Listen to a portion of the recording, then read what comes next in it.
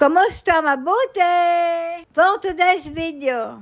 For today's video ay maglalagay tayo ng anti-urine bedsheet para kay Nili. Ibinili ko nga niya si Nili para mas protektado at hindi tatagos ang wiwi sa kutsyon o sa foam ng kama. Dahil minsan sa sobrang himbing ng tulog ni Nili ay hindi maiiwasan na magwiwi sa diaper. At kadalasan ay mabilis itong mapuno kaya naman umaawas at nababasa ang kama.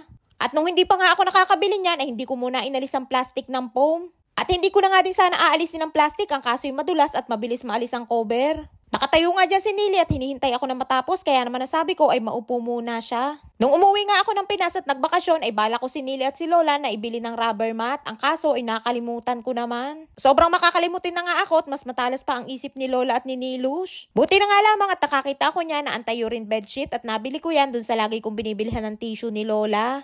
At dahil suki na ako doon at lagi doon akong bumibili, ay kilala na ako nung may-ari at minsan ay binibigyan niya ako ng discount. Nasa 50 shekel nga ang halaga niyan at ibinigay niya sa akin ng 40 shekel lamang. O nasa mahigit 500 pesos sa pera natin sa Pinas. O diba halos nakatipid ako ng 150 pesos, sabay malaking bagay din yun.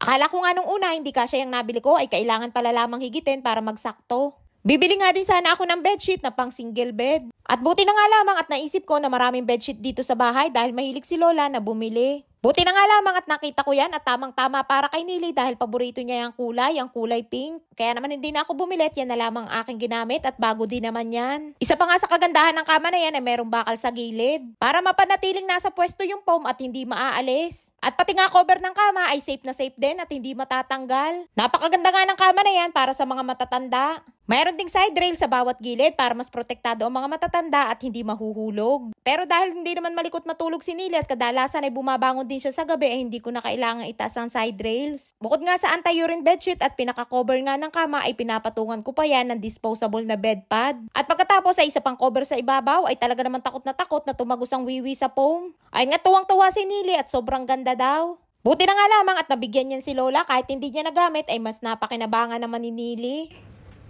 Panglit? Love. Heart. Heart. In Tagalog? In Tagalog. In Tagalog.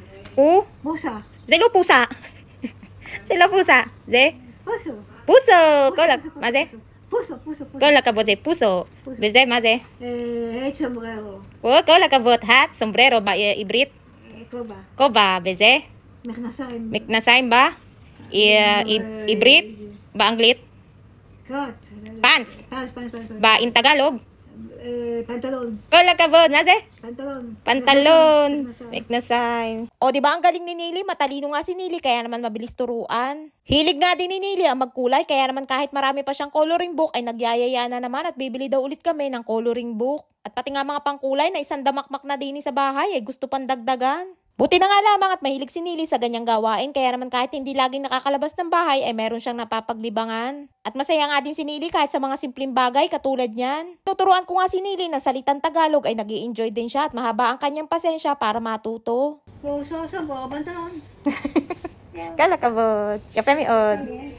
At isa pa nga sa kinaaaliwan ng mga nanonood kay Nili ay magaling siyang magsalita ng Tagalog. At tuwid ang kanyang salita. Pagkatapos nga namin dyan ay hinihintay naman namin dumating si Rapi. Araw nga yan ng Webes kaya naman magdadala siya dito sa bahay ng mga pinamili na gulay at prutas. At syempre kapag araw ng Webes ay meron pa pizza si Rapi. At isa nga sa inaabangan ni Nili kapag araw ng Webes ang pizza. Ay nga't nandito na sa bahay si Rapi at pinapasok ko nga din dahil kailangan niyang pumunta kay Lola. Ibibigay niya kasi yung pera ni Lola na galing sa pensyon. At pati nga sa mga ganang bagay ay si Rapi din na nag-aasikaso para kay Lola. Siya ang nagwi-withdraw at dinadala lamang dito sa bahay. Ay siya hanggang dito na lamang ating kwento for today's video. Maraming pong salamat sa inyong suporta at laging panonood. Mag-iingat po kayo palagi. And please subscribe to my YouTube channel. Please follow and share. Salamat!